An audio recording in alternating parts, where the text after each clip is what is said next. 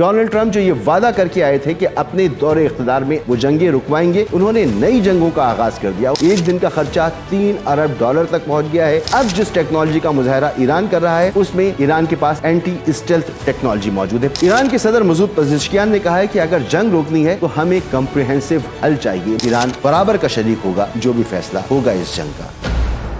Donald Trump के लिए मशरिक़ वस्ता की जंग ईरान कॉन्फ्लिक्ट को जारी रखना नामुमकिन हो गया है। माशी हवालों से भी ये नामुमकिन है क्योंकि पेंटागन ने $200 अरब मांगे हैं। एक दिन का खर्चा $3 अरब तक पहुंच गया है। अमरीकी सेनेट में और अरकान पार्लियामेंट मुसलसल तनकीद का निशाना बना रहे हैं डोनाल्ड ट्रंप को। आवाम सड़कों पर निकली हुई है। अशिया खुर्दोनोश की कीमतें बढ़ती चली जा रही हैं और अमरीकी आवाम उस वक्त तक बाहर नहीं निकलते जब तक उनको तकलीफ पहुंचना शुरू ना हो जाए। आपने देखा होगा कि मशरिक़ वस्ता में जेनोसाइड हो गया, हज़ारों लाखों लोग जो हैं वो बेघर हो गए, हज़ारों जानें चली गईं, लेकिन इसके बावजूद अमरीकियों के कान पर जू नहीं रहेंगी। लेकिन जब उनके यहाँ ऑयल पर, गैस पर पैसे बढ़े तो वो परेशानी का शिकार हो गए हैं। किंग्स रिलीज निकाली जा रही हैं। डोनाल्ड ट्रंप जो ये वादा करके आए थे कि अपने दौरे इख्तिदार में, अगले दौरे इख्तिदार में वो जंगें रुकवाएंगे, उन्होंने नई जंगों का आगाज़ कर दिया। उन्होंने दुनिया को डिस्टेबल करना शुरू कर दिया।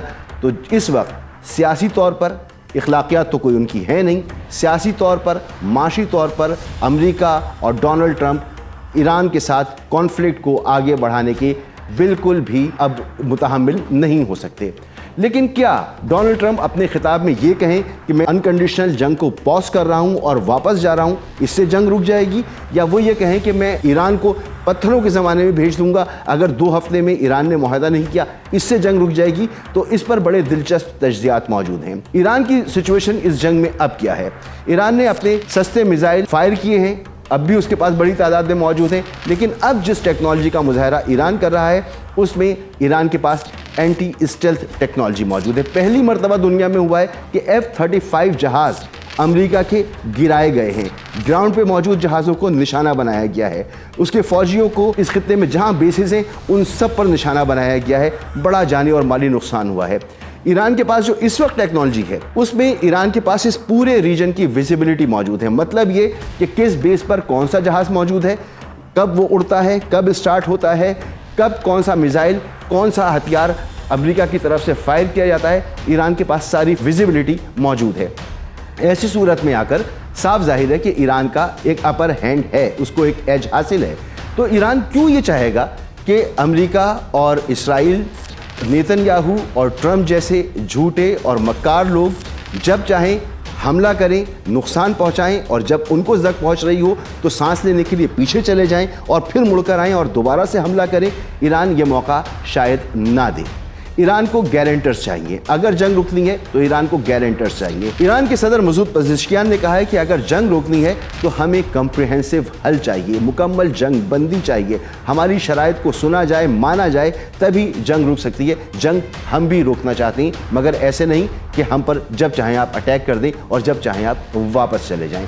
तो ईरान बदले लेगा, ईरान निशाना बनाएगा इसराइल को, अमरीकी मफादात को, उस वक्त तक जब तक ईरान की नहीं मानी जाती।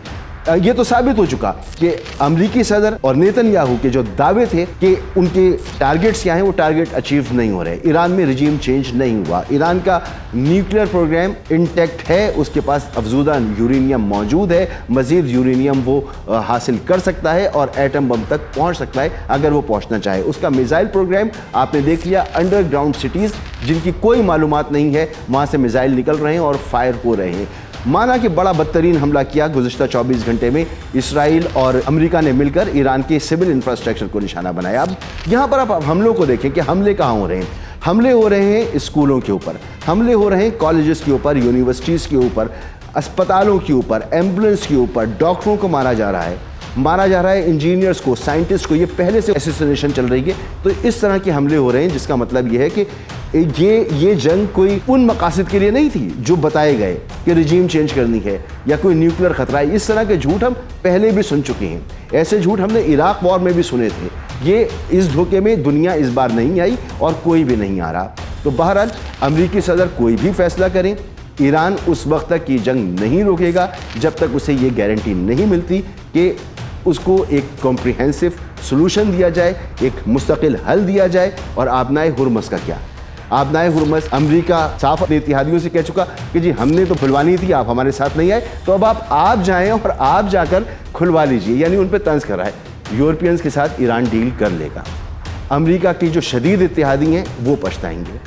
अमेरिका पछताएगा, इसराइल पछताएगा, इंडिया पछताएगा, या अगर और किसी मुल्क ने इस जंग में अमेरिका की साइड ली है और इस जंग को अमेरिका के हक़ में सही करार दिया है तो वो पछताएगा। बाकी तमाम दुनिया ईरान से डील कर लेगी, ये लोग शायद डील नहीं कर पाएंगे। इससे पहले जब डोनाल्ड ट्रंप ने ये कहा कि आबनाए हुर्मुज़ आप खुलवा लीजिए, मैं तो यूं ही चला जाऊंगा, आज उन्होंने पलटा खाया है, क्योंकि कल उन्होंने बड़े शदीद हमले किए। आज उनकी टोन मुख्तलिफ है। वो कहते हैं कि इस जंग का हल उस वक्त तक मुमकिन नहीं है जब तक आबनाए हुर्मुज़ का कंट्रोल हासिल ना किया जाए। आबनाए हुर्मुज़ का कंट्रोल ये हासिल कर नहीं सकते, क्योंकि जो इनके पैराट्रूपर्स आ रहे थे वो रास्ते में कहीं गुम हो चुके हैं। इनका जराल फोर्ट रेंज से बाहर है, इनका इब्राहिम लिंकन फील्ड से बाहर है, रेंज से बाहर है। इनका जो डब्ल्यू बुश आ रहा था वो पता नहीं कहाँ पर है। ये अपने बेड़ों को रेंज में नहीं लाएंगे, क्योंकि जैसा मैंने कहा कि supersonic, hypersonic, anti stealth technology, ये वो ताकत है जो अब ईरान के पास मौजूद है, और इसका कोई जवाब दुनिया की किसी क़ुव्वत के पास हो, इसका मुज़ाहरा ईरान के अलावा अभी तक किसी ने नहीं किया है। अमेरिका के लिए तो ये मसाइल हैं, लेकिन इसराइल के लिए जो प्रॉक्सीज़ हैं ईरान की, वो बड़ा मसला बनी हुई है। दहाइयों बाद गोलान की पहाड़ियों से उतरकर हिज़्बुल्लाह ने उस इलाके को दोबारा अपना हिस्सा बना लिया है जो उससे छीन लिया गया था, जिस पर इसराइल ने कब्ज़ा कर लिया था। आयतुल्लाह मुश्तबा ख़ामनई ने अपना खुसूसी पैगाम भिजवाया है हिज़्बुल्लाह की क़यादत को, और उनकी तारीफ़ की है कि आपके साथ हम लम्हा ब लम्हा, कदम ब कदम, कदम से कदम मिलाकर, कंधे से कंधा मिलाकर खड़े हुए हैं, और उनको कहा है कि आप अपनी जंग जारी रखें। यहाँ हौतीस अपनी जंग जारी रखें। हौतीस ने तो अभी हमले शुरू किए हैं, उनके तो अभी हमले पूरी तरह से शुरू भी नहीं हुए, उन्होंने तो सिर्फ अभी एक ट्रेलर दिया है। हिज़्बुल्लाह अपने छीने हुए इलाके वापस ले चुका है, ईरान एग्रेसिव मूड में मौजूद है। तो ये जंग जिस तरफ जा रही है, ये अमेरिका और इसराइल के रोकने की बात नहीं है। ये दोनों मुल्क इसका फैसला नहीं करेंगे, ईरान बराबर का शरीक होगा जो भी फैसला होगा इस जंग का। पाकिस्तान का जो इसमें किरदार रहा, पाकिस्तान बिल्कुल कोशिशें कर रहा है। चीन के साथ जो गुफ्तगू हुई है, जो एलामिया आया है, उसमें लगता यह है कि चीन शायद अपनी उस पॉलिसी से ज़रा सा डिविएट करे जिसमें वो कहता था कि 2030 तक वो किसी भी आलमी तनाज़े का हिस्सा नहीं बनेगा, लेकिन ईरान की इस मामले में शायद वो गारंटर बन जाए। अगर वो गारंटर बना तो दुनिया में गेम तब्दील हो जाएगी, और गेम क्या होगी? एक न्यू वर्ल्ड ऑर्डर होगा जो इस्लामाबाद में मेज़ सजेगी। उस मेज़ पर तय पाएगा कि अब दुनिया को कौन और कैसे रूल करेगा। पाकिस्तान के साथ ईरान की जो इज़हार यकजहती है, उसके मनाजिर आप देखिए, और मुझे दीजिए अगले व्लॉग तक के लिए इजाज़त।